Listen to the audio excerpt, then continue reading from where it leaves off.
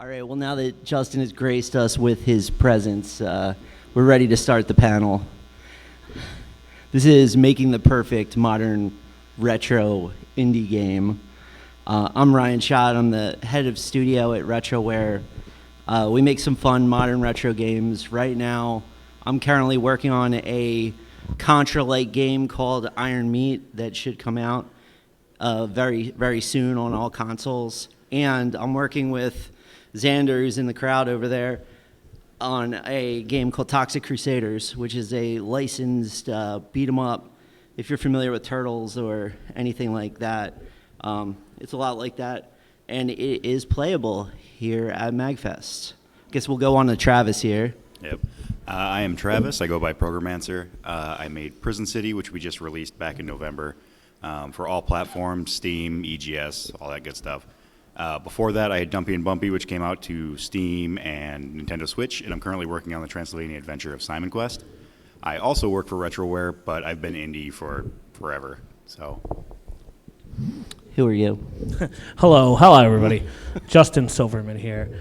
You might have seen me do YouTube stuff for a while or whatever, but at Retroware, I'm the creative director, which means I help, make sure the games look all right, and sometimes I load trucks and drive things around. So, pretty much everyone. We're a small indie company. You got to do everything. So it's a good time. So I asked this question before the room filled up, and thank you so much for coming to the panel. But how many of you are looking to make games? And so raise your hand if you're looking to make games. That is so awesome. It's pretty rewarding. What does modern retro mean? I guess that's the big question. So, when people think of modern retro games, the first game I think they think of is a game like Shovel Knight, right? Obviously, it's a game that came out on modern systems. It has a retro aesthetic. You could think about some of the inspirations that a game like Shovel Knight has, and what do I think? I think Mega Man. I think DuckTales. Well, a lot of the games that we make have... I'm just going to play Shovel Knight trailer while you're talking. All right, yeah, Got it. cool. Yeah, a lot of the games that we make have those inspirations. One of the things we thought was important in the description for this panel was what's the difference between an NES game and what we do. So I guess we'll start with that. Any thoughts on that, Travis? I could do it, but I think you should do it. I will do it. You've got a wealth of knowledge on this. Okay, sure. That sounds good. Okay, so see this lovely picture of my children on this phone? This image right here takes up more memory than any NES cartridge. Any at all. So when someone comes to our booth and they say, hey, are you going to put this on NES? The answer is, sure, I would love to, because I love the NES. I think we all love the NES here. But what we do with dynamic lighting effects here, with achievements, with cloud save, with different palettes, with, we were just sitting at dinner and we were talking about what is the difference between somebody making music with something like Famitracker or on the Game Boy. What is that thing called? I forget. LSDJ. LSDJ. Yeah. They're doing that. They're using, with LSDJ, they're using all of the storage on that cartridge to make one song or part of one song. So what we're doing is we're kind of doing a magic trick. And we have lots of conversations about the NES palette. Like you could see, what Travis is doing here with Transylvania Adventure of Simon Quest. You can't do that on an NES. It would be absurd to do that on an NES. But you're doing things to trick people into getting the feels, right, of the NES. Yeah. My whole goal is making games that people think they remember until they go back and play games that they used to play and they realize, oh, they're not all that similar in looks. Because this, like, you were mentioning storage space on the cartridges. Areas that were shown in that trailer probably couldn't fit on an NES cartridge alone, just in terms of the graphics and everything that's behind it. But it makes you think that it is running on an NES. So Yeah, there's or little tricks done to. you could take a game like here's Contra 3. And if you look at Iron Meat, the game we're coming out this year with, it's very, you can see the difference kind of right away, especially with the how energetic it is. So, full motion video animated cutscenes aside, in Iron Meat right here, we spend hours of time optimizing this game so it can run on the Nintendo Switch. I can tell you right now, that is what I'm doing. I'm going to go home and I'm going to work on level 2 of this game to deal with slowdown issues to make sure that you are running at 60 frames per second. Why does that happen? Because it is far more complicated than the games of the past in the amount of things that are layered on top of each other, the palettes we use, the number of textures we're loading, the draw calls that we're making per second, what we're doing with shaders in the GPU. Travis, in his games, has one of my favorite shaders shader effects that you're using, and that's the CRT filter. Oh, I was going to say, I'm glad that it's not the palette clamping to make it look like it's on the NES, but the CRT shader, which anybody can get, by the way, it's called Bjort FX. You can find it on itch.io. It is a really nice CRT shader that allows you to have scan lines, but without it being just an image that overlays on it. There's a lazy way to do it, and there's a good way to do it, and I think Bjort FX is probably the best way to do it. So we're going back to that. We talked about palette. We talked about storage space. One of the other things is quality of life. When we were developing this game, Prison City, I think back to, we made a big long list of all the things we loved from its principal inspirations, and those were Power Blade and Shatterhand. How many of you guys have played either Power Blade or Shatterhand? So Travis is, I think we're working on Elevator at that point, which is one of the bosses in the game, and we're talking about, we were working on fans, jump fans, Yes.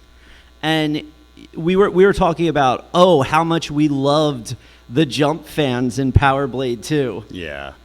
So that's a good example of how you remember things versus how you execute things. So I like to look towards a lot of older games for inspiration, obviously. Everything I make is an homage of some sort to something I enjoyed growing up. But in trying to plan out the fans for Prison City, I was playing Power Blade 2 to see how they do it. It is so janky and horrible that it made me shut the game off and say, okay, back to the drawing board, I'm going to do this myself. So go ahead. Oh, I was just going to say, there's a lot of examples of that where things just look, or they seem better in your memory than they actually were. And I think that's kind of the core of modernizing these games. If we're making retro games now, we want to look back on what didn't work and make it a million times better, if possible. And I just want to mention there will be time for questions and things like that, so we could go through all of that. I'll give you an example. I was sitting in a hotel room this weekend, and I was playing Mario 2, and it blew my mind. Did you know if you hold down run in Mario 2 when you're in the air, you go faster? It was just a shocking design thing. Like, literally, whether you're grounded or not grounded, if you're holding down run, you accelerate in Mario 2. Now, we sit there, there's a million things that have been written online about how to do good platformer control. Mario 2 breaks those rules. It breaks all those rules, but it's still a amazing classic game. So when you're making these modern retro games, the big thing to remember is, like, the nostalgia is strong, right? Those games are groundbreaking. They were made with rudimentary tools. They were made on graph paper. You look at the original Mario levels, they were drawing out things on graph paper because they didn't have the tools that we have. So we are obligated to do better with what we have, with the tools that we have. You showing Lolo? Yeah, because I could show them Dumpy and Bumpy. Yeah, so this is the Adventure Lolo 1. There's 3 on the NES. You should play this game. And just for an idea of like a modern retro take on that type of game, this is Travis's Dumpy and Bumpy.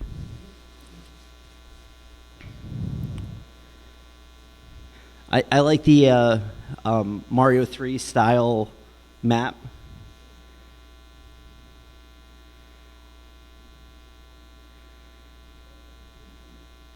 So this is a really good one, and you can usually get this game on sale for a few dollars. It's not an expensive game, but it's full of fun things to do, and it has couch co-op, which is really great.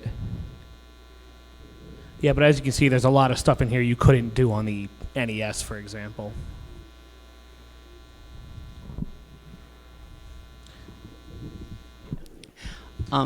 I want to talk a little bit about, like, I guess the hardest part of our job is the things that, or the hardest part of my job is the things that you don't see. And that is, when we put out a pixel game on consoles, we have to meet all of the requirements that AAA game developers do. Prison City was done as a game. Like, I could play it on a dev kit, on PlayStation, on Switch, on everything, about 4 months before it was done as a retail product that could go out to the world. And the other thing to think about, and this is where we'll get a little into the business side, more than 50% of the sales of our games take place outside the United States, outside the English-speaking world, even, we'll say.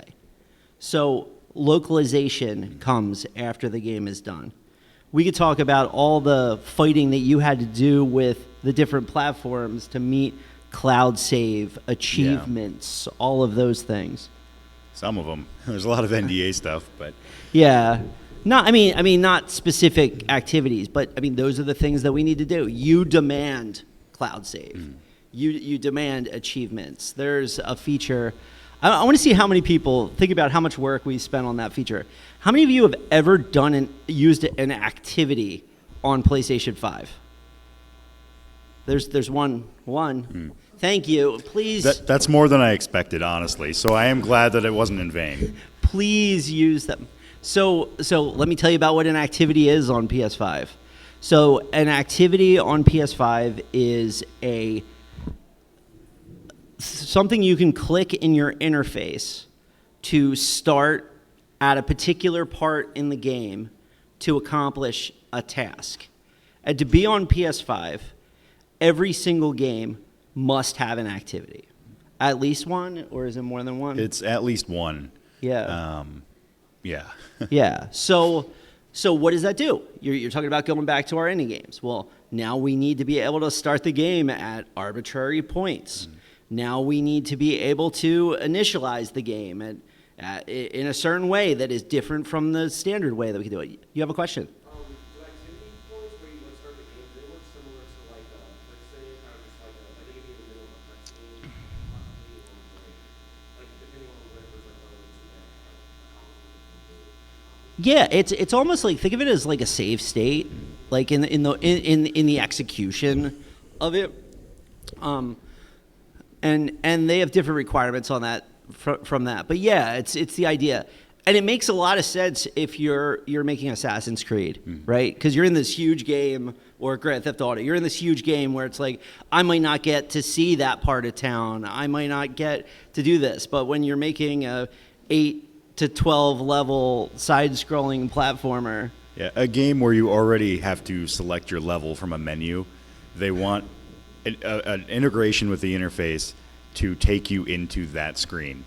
So it just bypasses the title. That's what we ended up having to do, is just add a feature or an activity that takes you directly to the level select and loads up the last file that you had. So. Yeah. So I mean that's the kind of things we end up doing. There's a lot of things with control. Oh, you disconnect the Joy-Con, you reconnect the Joy-Con, you do those sorts of things, and that adds to the time that it takes to make something commercial software. And in the NES days, they're reading from registers in memory. Oh, did you hit B? I read from a register in memory. In Iron Meat, I need to know about which controllers are paired, their unpairing, what's the profile, what is the icons on them, all of those things. So when you start getting into like, I'm trying to deliver a polished product, you're going to end up learning a lot of things. So it's the pixel art choice is an artistic choice that doesn't modify the technical work to release a piece of commercial software. Yeah, because even if they were just cartoons, you're still puppeteering, you're still animating the same way. You just want it to be pixel to invoke those old feelings, aside from it being, the art style. Yeah, there was another thing that we were talking about. We were talking about how so much 3D art is interpolated. Yeah. So, yeah, with pixel art, you have to... Everything has intent. You have to make a new piece for everything. You can tweak old pieces and make animations out of it that way. But I feel like pixel art gets kind of a bad rap as being kind of a lazy choice or an easy choice when it's the exact opposite. 3D takes a lot of work, but there are a million asset stores out there where you can buy what you need, throw a shader on it, and make it look entirely different. I feel like with pixel games, you have to put a lot of time into your artwork, and every bit of real estate on your screen has to be done with intent. I think that the bar is high in concepting when it comes to pixel art. So, I make the jokes, and I talk about the indie game forest, right? So the indie game forest is, you're making your first platformer, you're making a game jam game, you're making whatever, and you're making a standard look because you're tuning gameplay, right? It's like, oh, it's a character in a forest, it's a character in a Mario level, it's a character in a factory, whatever. It's like a very basic layout, a very basic thing. Well, to make an indie game that is a pixel game, or to make a pixel game stand out, art direction becomes so important, because I need to make a game that you look at the screenshot and it's Prison City. And I can't just give you another forest. I can't just give you another Contra level. I need to give you something else. So one of the things I did on Iron Meat was when we first invested in Iron Meat, before we started developing it, I sat there and I was like, well, the story needs to permeate this game. We need to tell it in the levels. And retro gamers don't want to see dialogue boxes. So I need to take this level that is a forest, and I need to cover it with gore, and I need to cover it with meat, and it needs to look like an invasion. I need to have allies. I need to have all the shit that I would have if I was playing, Metal Gear Solid, but I got to play it in this 2D plane, and I need to not interrupt that classic gameplay loop. Yeah, because you're trying to show, not tell. Exactly. So, I feel like we got there, but those type of things add development time, because I could show you a version of this level that you see here that has no meat crawling around, that has generic army guys, that has no communication klaxons flashing that show that communication has been lost, that doesn't have the build-up where you break out of the lab. But in the final game, you'll see all of those things, but I'm not going to stop you from running right, hit and jump, and hit and shoot, because I can't do that in this genre. So art direction is still very important in these games. Yeah, go ahead. Question in the back.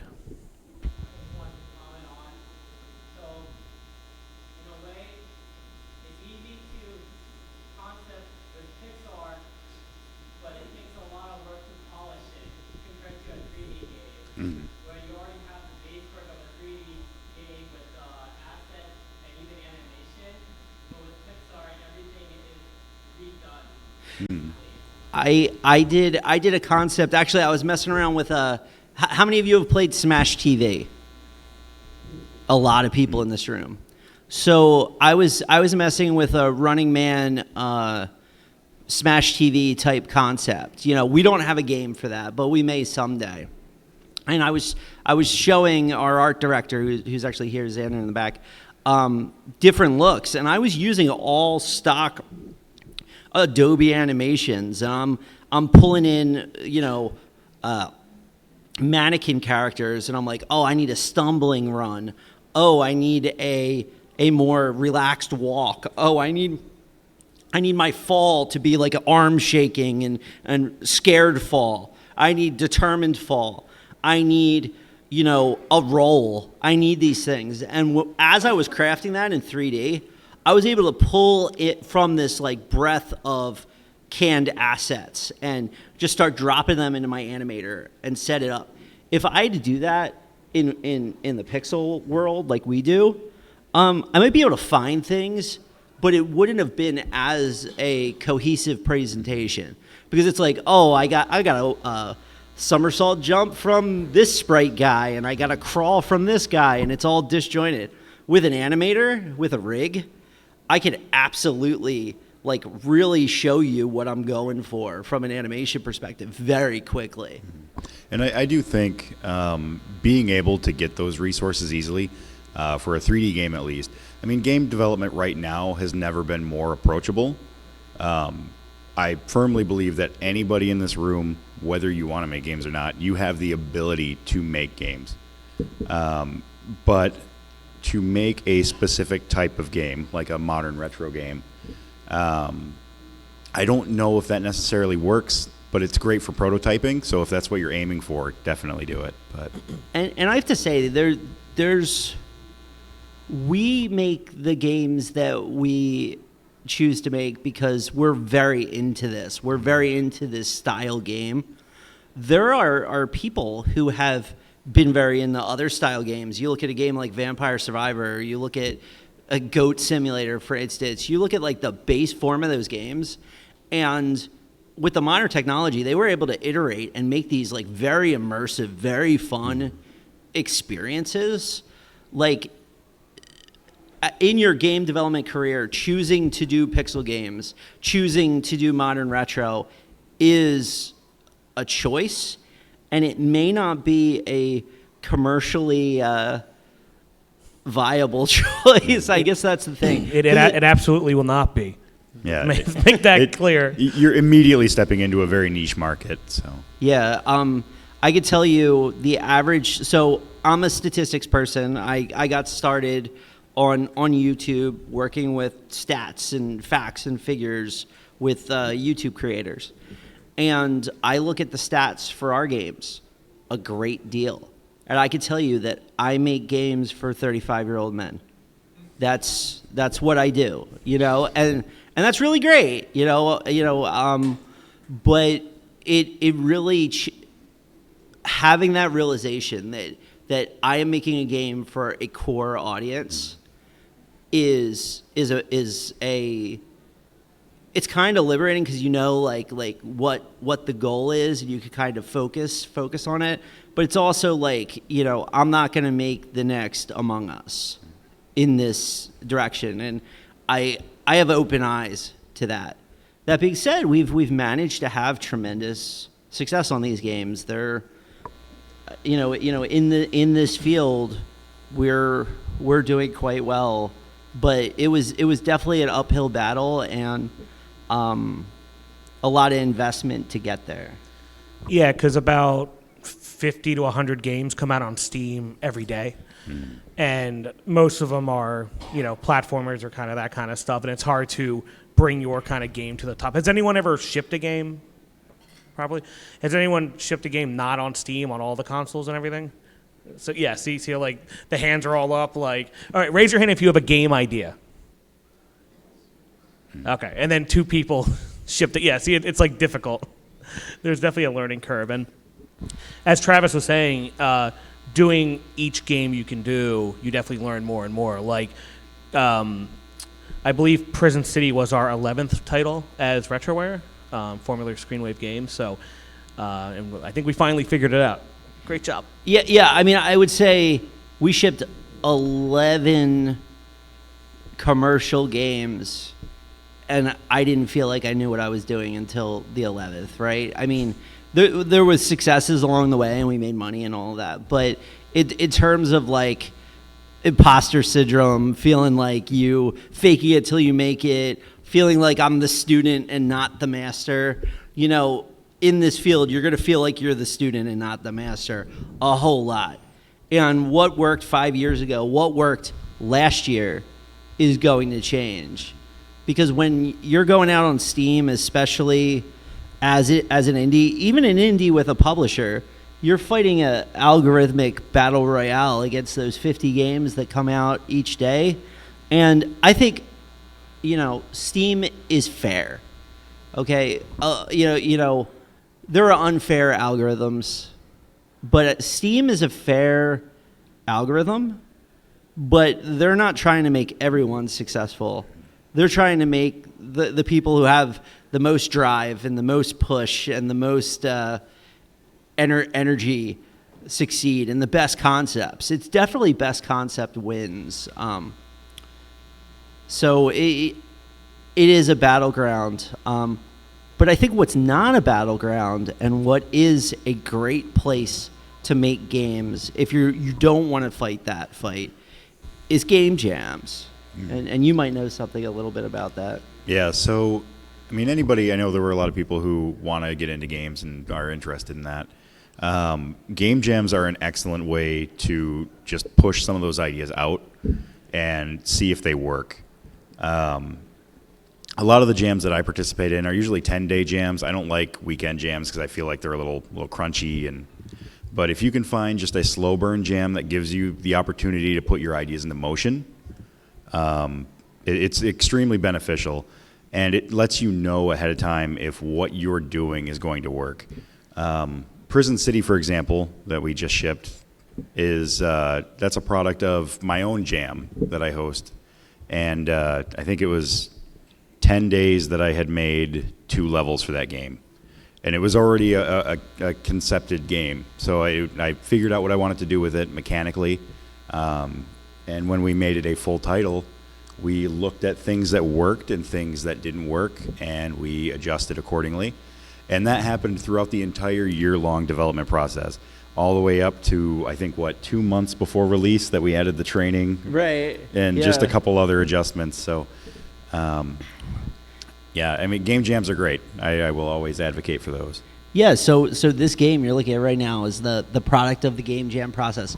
Every time I do a game jam, it is so helpful to have deadlines. It is so helpful to have focus, topic, all that. It's all structure. I learned something from it, and I thrive from the structure. And, you know, you're not going to win, you know, maybe never, but, you know, you're going to learn things, and it's going to make you better at what you're doing. Yeah, especially managing scope. That's like the bread and butter with game jams. Is everybody who's ever shipped a game will tell you that there is definitely some feature creep and some scope creep. Your game will get bigger and bigger and bigger the longer you work on it, and until you find just a stopping point, it's going to keep happening. You're never going to be satisfied with it. Game jams force you to look at what you have on your plate and decide what can and cannot make the cut to meet the deadline.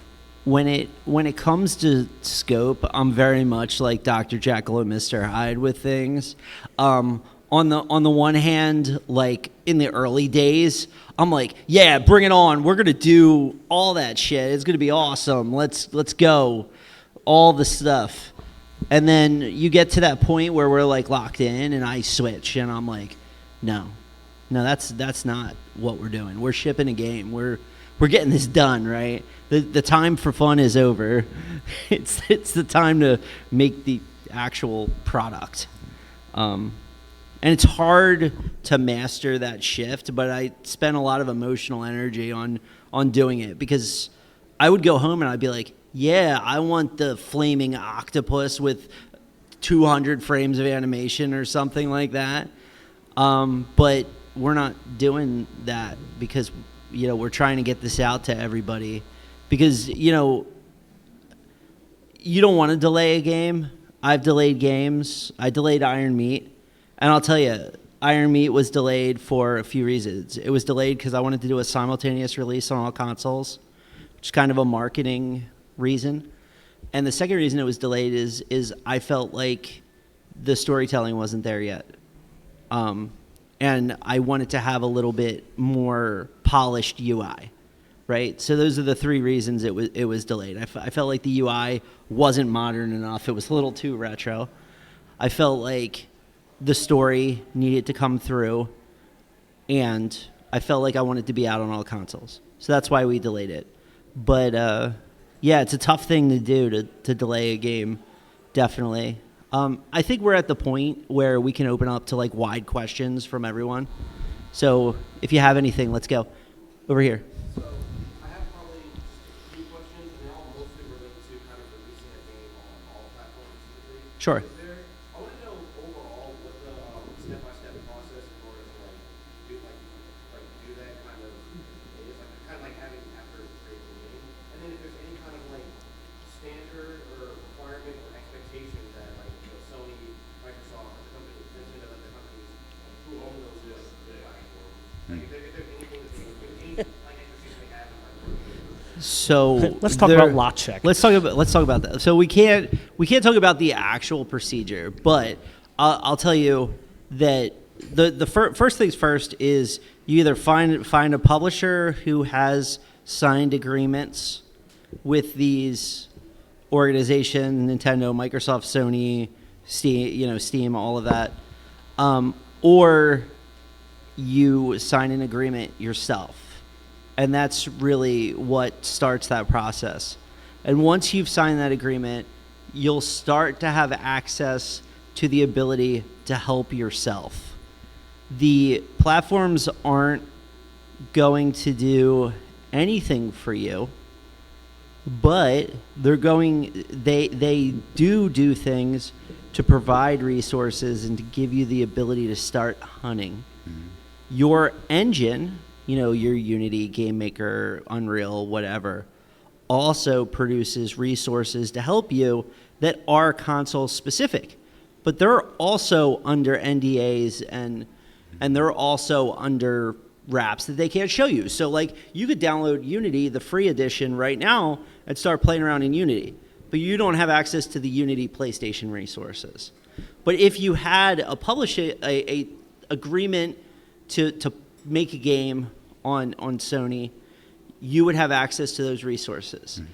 I'll warn you, these resources are often very incomplete. Mm. So, being an active member of the community and being a participant in it and working on other people's games. So if I had to tell you, like, the steps I can tell you, I think it's get on a team with other people who already have an agreement with the platform holders so that they can teach you. Like I said, we're shipping our 12th, 13th title now, and we're still learning things, and the things change. The tools that we use to ship our first title on Nintendo are not necessarily the tools that Nintendo is providing today. So that's really the answer. Yeah. And I think to add to that, because I did all my own porting for Dumpy and Bumpy and Prison City. So with each of the consoles, it's a lot of document hunting once you get in past the NDA barrier, trying to figure out why certain things work a certain way and things aren't working. It's kind of it's a lot of reading. There's a lot of research that comes after the fact. I will say, after you release your first title on a console and you have access to all of that stuff, you kind of know how to approach your next title a lot better. For example, Prison City was made in tandem with the Switch version, so I knew every step of the way that it ran fine on Switch, and then ran into problems on Sony. But it's just getting that first title out is going to be rough. The next ones are going to get a lot easier because you'll know what to look for. And Switch is going to be your, having the Nintendo Switch in your family of platforms that you're shipping to makes it so you can't be sloppy when it comes to performance. Nintendo Switch is a very, very very underpowered piece of hardware. So when you start working with Switch, all of a sudden, like, things you can do, like if you look at Unity documentation of platforms, when they're talking about mobile and like shaders that are optimized for mobile and techniques that are optimized for mobile and those things, they're not even talking about the Switch. They're talking about a device that's better than a Switch, right? So that is a challenge, and we ship all our games on Switch. And I can tell you, I have a game that somebody will come up to the booth and ask me, oh, is this going to be an NES game? And I'm like, dude, it's barely a Switch game. You know, that's that.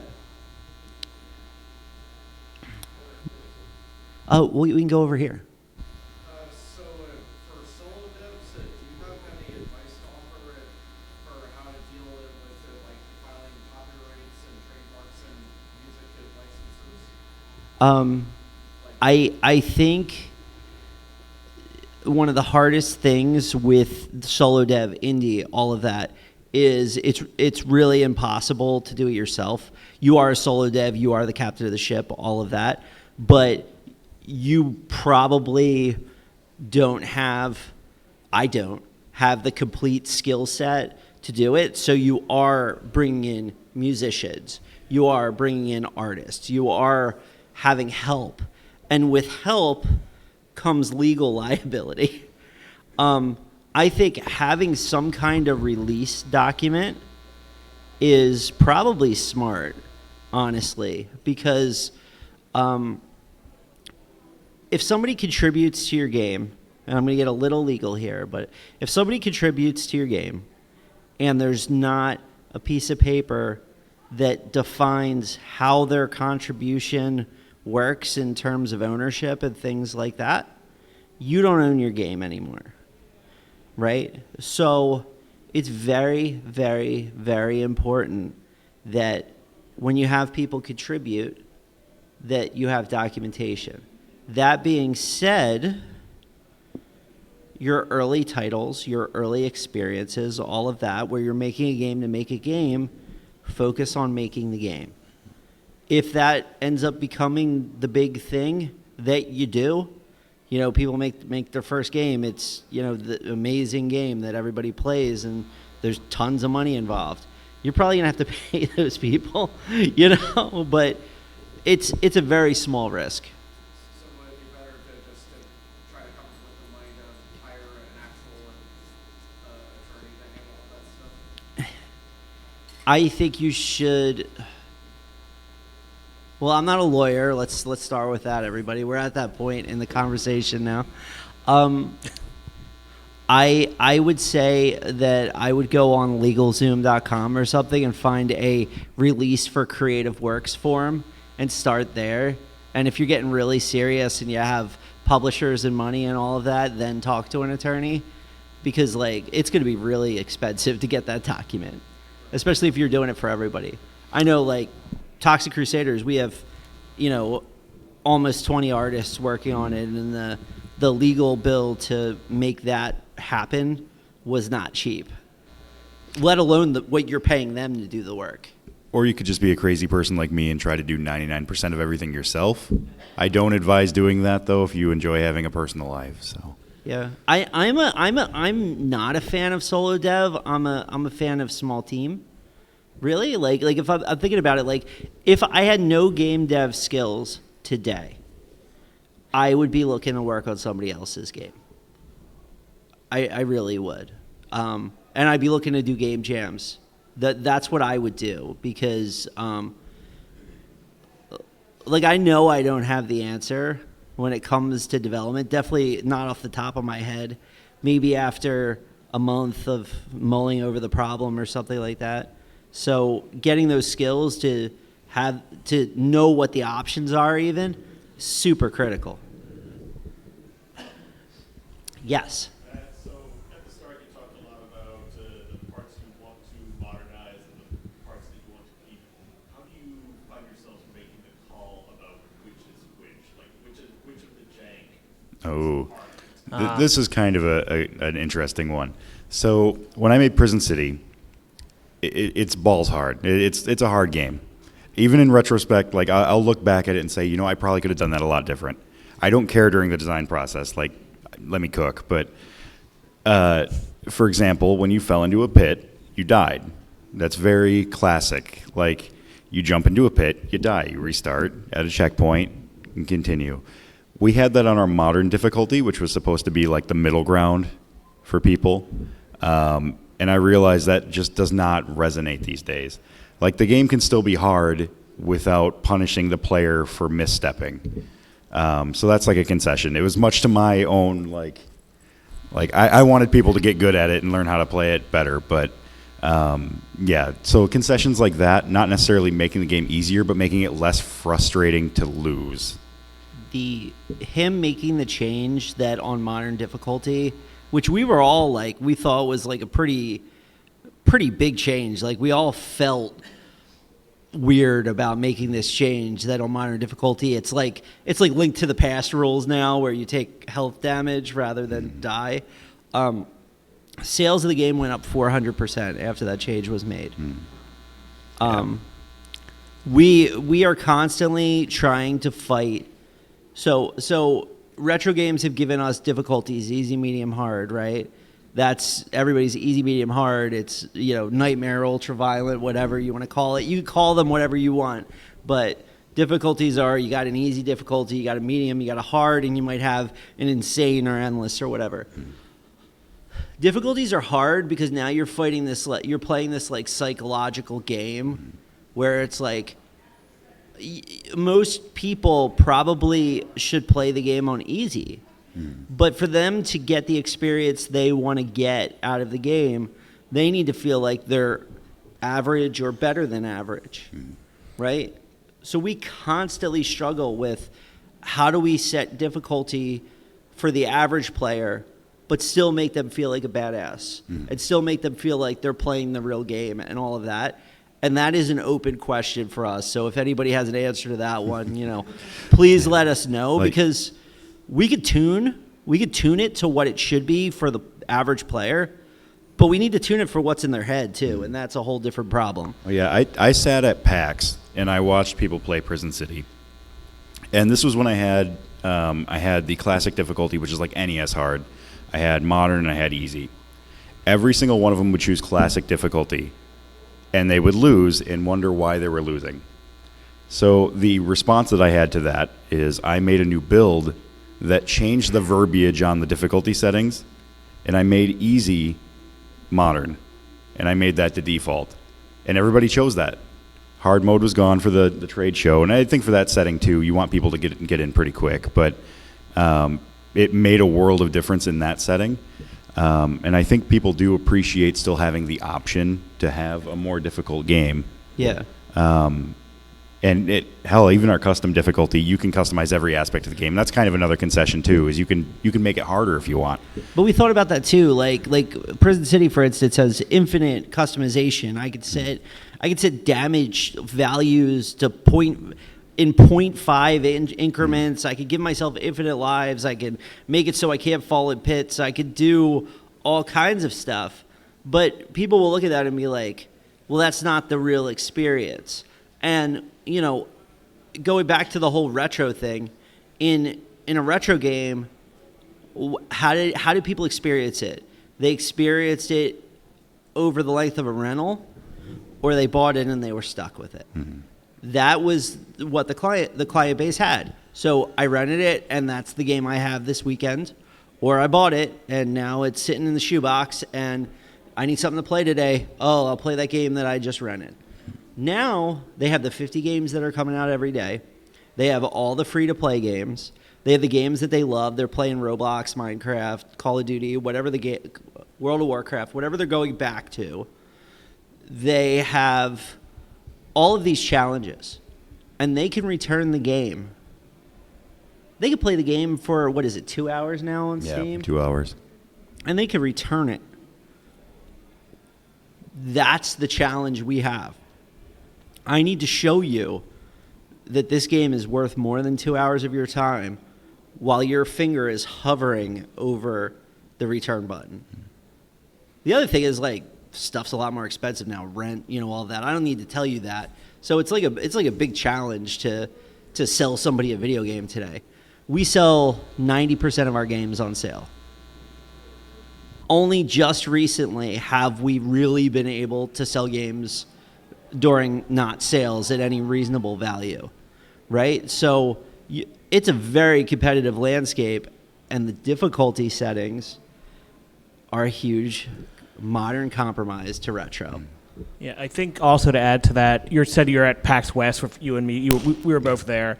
And as a solo dev, it's very difficult without a publisher or whatever to go to like every big convention, even like MAGFest. But I think it helps having someone like Programancer watch people play Simon Quest or Prison City because he comes up with ideas and fixes things as it goes along. We have our own internal QA team that do stuff, but sometimes they're too good at the game or there's some developer difficulty. So it helps to watch regular people play your games. And especially like have your mom play it, have your cousin who's 3 play it, because then you'll kind of see the range of where things could finally line in, because you're too good at your own games as well. That's actually a funny point, though, that if quality assurance can get good at a game playing enough that they can breeze through it, then that like the average consumer, if they lose enough times, they'll understand how to avoid losing. Right. But it's easy to get to that point where you become too skilled at it to accurately judge how difficult it is for everybody. I think it's funny that our QA team are all younger guys that didn't grow up with these games. But over the course of 2 or 3 titles, they got to the point where they have the NES skills, right? They have those skills, and it was impressive to watch them develop and learn like what we learned as kids, as adults. That it was a really fun process. But now we have killers. We got to be really careful because they'll breeze through stuff that's too hard for the general public because of all the reasons that I had said earlier. In the modern retro space, what's the success or market change from the beginning now is overused or have to achieve sales? You guys touched upon what do you think?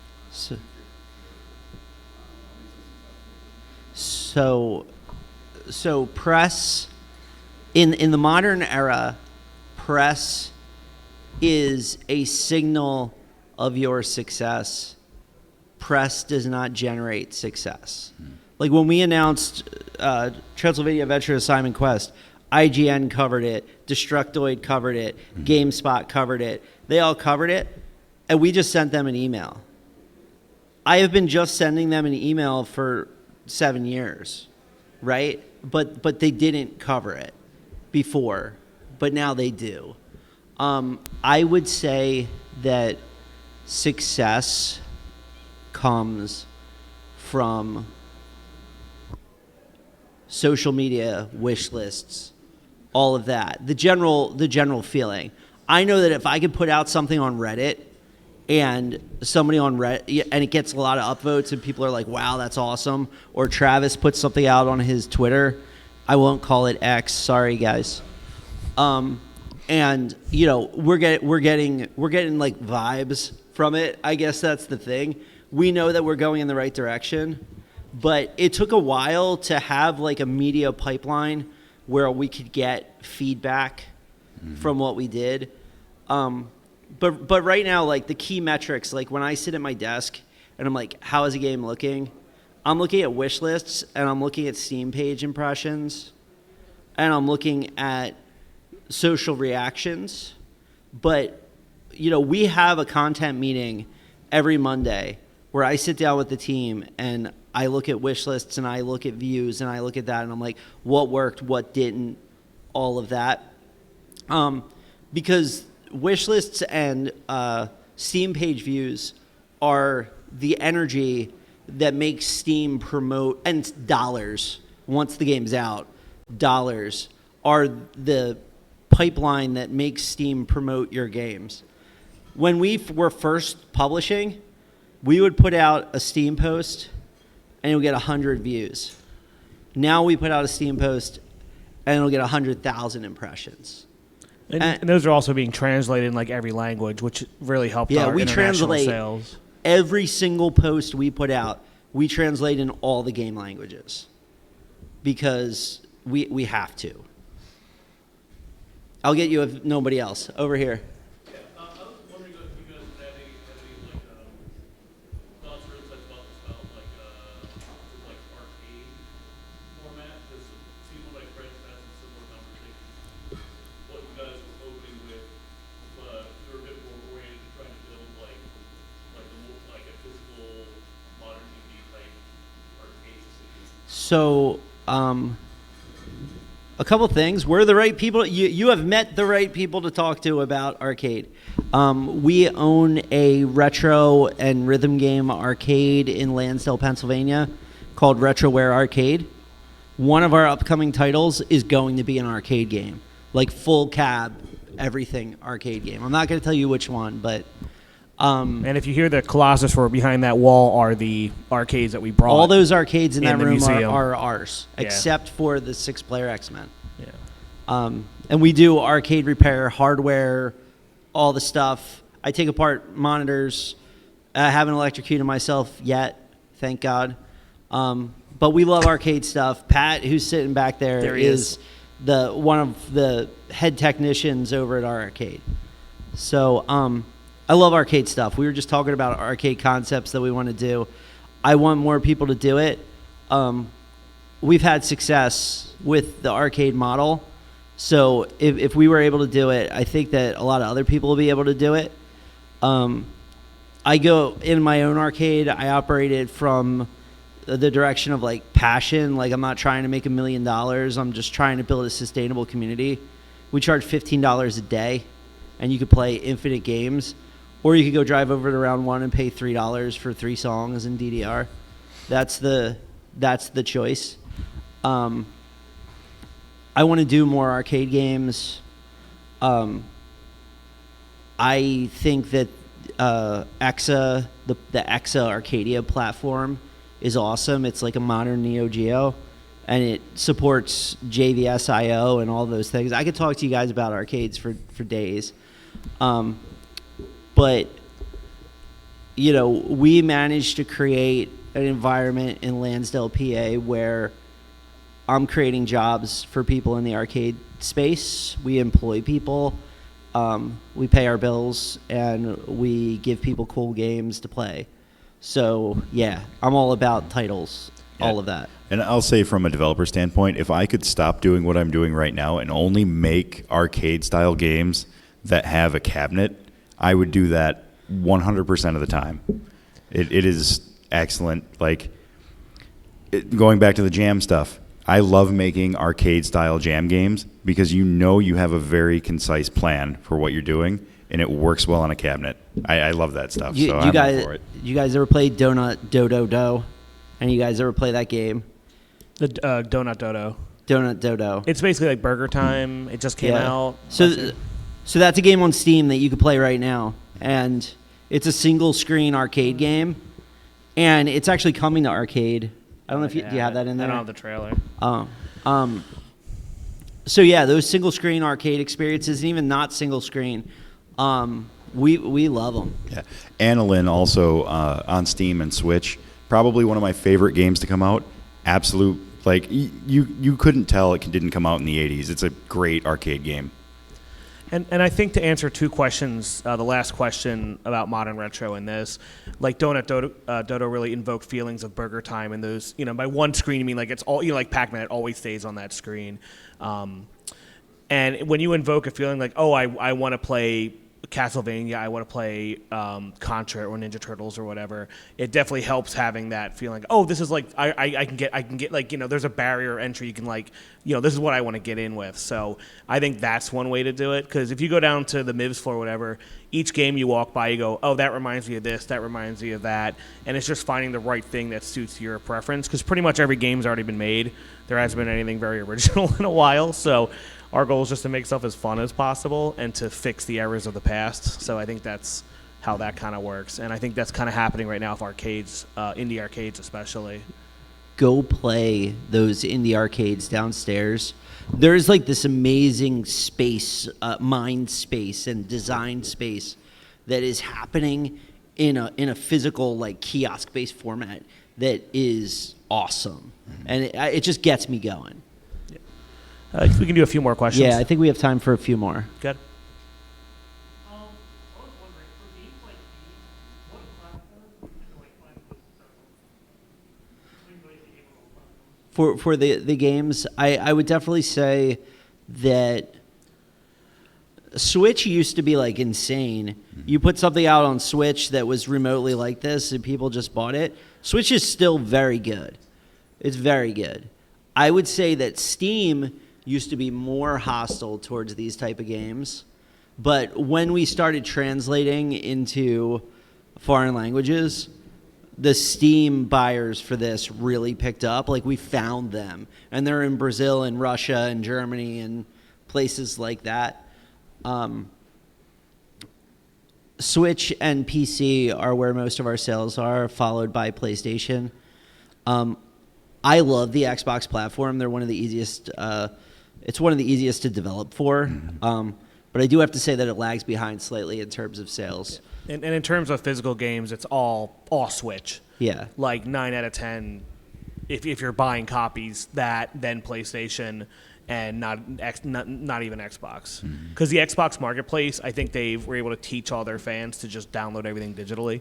So, Well, the Series S doesn't even have a drive. Exactly, yeah. And a lot of Xbox players are just, they're grabbing Halo and Madden and a few things. I would say I think it's the most casual gamer system. So, if they want your indie game, they're just going to download it anyway. So, and it's very hard to order. I think you have to order a minimum. What was it? It was like 50,000 copies or something on Xbox to do physical. So it's like don't. Yeah, Switch a lot is of like people skip 5,000. Yeah, Xbox. that's why you don't see limited run or strictly limited or any of those guys putting out a lot of Xbox games. It's Xbox really sees, they were the originators of Xbox Live Arcade, right? It's like these are download games versus these are physical. It takes a lot to have a physical game on Xbox, which I think affects the collector mind space quite a bit. Oh yeah. Yeah, I have another question I was thinking about. When I was seeing like what's it called, Dumpy or something. Dumpy Dumpy and Puppy. Yeah, okay. There was like a few things that what you could see in there that were like, things were like copying assets like the Mario 3 levels or like the Legend of Zelda War Portals, like assets like that. It was kind of like, oh, I see where you got that from. But like copying like mechanics is something I noticed that too. Because like when you throw objects, they bounce off of them like they do with like Super Bomberman. Yeah, very Bomberman inspired. Yeah. But it looks like just like it's almost like how you like what goes into like copying something more like So more of a detail. So I want to be clear to everyone. Like, all those assets are new creations, right? But yes, They invoke those same feelings. right. Yeah. Yeah, I was about to say, when I made them, I sure didn't copy them. No, but but yeah, it's for me, like, you think about like the Link to the Past portals, for example. They're memorable because they're kind of silly. They're just like they're little arrows that go in and the palette shifts. So that concept is neat. So it's like, why not apply it there? Because it's going to be memorable. The block bouncing, like the whole premise behind Dumpy and Bumpy was that I wanted something that was similar to Bomberman, but without dropping bombs. I wanted something that was fun for two people to play, either cooperatively or mess each other up. There's no necessary reason to play two-player. Like, you don't have to have a second player to beat it. But, those things are memorable. The bouncing is memorable. And it just adds to the overall feel. So What's nice, and I think that this ties to 3D games too, is if you're playing Call of Duty and you get a submachine gun or you get a pistol, you know what that design language means, right? Like, oh, this is how I'm going to use this weapon. When you see a Zelda portal, that makes you think a certain thing, and that's why it's good to put that there, because we're trying to make you think a certain way, and you see the portal, you know exactly what to do because you saw it before. Yeah, I think there's, you can ride that fine line between homage and theft. And a lot of copyright doesn't really cover a lot of mechanics. It's mostly about character names, this setting, theme, all that kind of stuff. So a lot of the time, like for example, we say for Simon Quest downstairs, if Castlevania is Star Wars, that's Spaceballs because it is comedy. It's using this, it's riffing, it's enhancing, all that kind of stuff. So it just kind of depends. I think a lot of it is your intention, and all that. And I think all of our games kind of are on that side of the fence. Yeah, I guess that makes sense. It's the same way like a movie copyright here, which one do you shoot? Yeah, you can't necessarily copyright that somebody hops on a spaceship and goes somewhere, but you can copyright the spaceship and where they go. So. Yeah, you could do a whole panel on like how to evoke memory and how to have people like what uses are smart for design and stuff like that. So yeah, it's absolutely difficult. It's like when do we want to create something new versus when do we want to make a reference, a useful reference. I guess that's the best and way. You don't want to deceive people. I think that's the biggest thing there too, is you don't want people to think that you're making something that's stepping on somebody else's toes. And if you are, which, I mean, the Transylvania Adventure Simon Quest looks and plays like a Castlevania game, how you remember it. So, but I like to make sure that there's no confusion there. It is not Castlevania. Right. Same thing with Dumpy and Bumpy. Like, you see little homages there, but I'm not trying to confuse anybody into thinking it's a Zelda game or a Bomberman game. So it also, with a game like that, you're filling a niche that certain companies aren't filling anymore or care about. So you're trying to kind of run with it properly, but without stepping on toes. That's kind of the gist of a lot of that too. I just want to say we're out of time right now, so thank you so much for coming out for the panel. Go check out Simon Quest and Toxic Crusaders downstairs. Yeah, that is, yeah.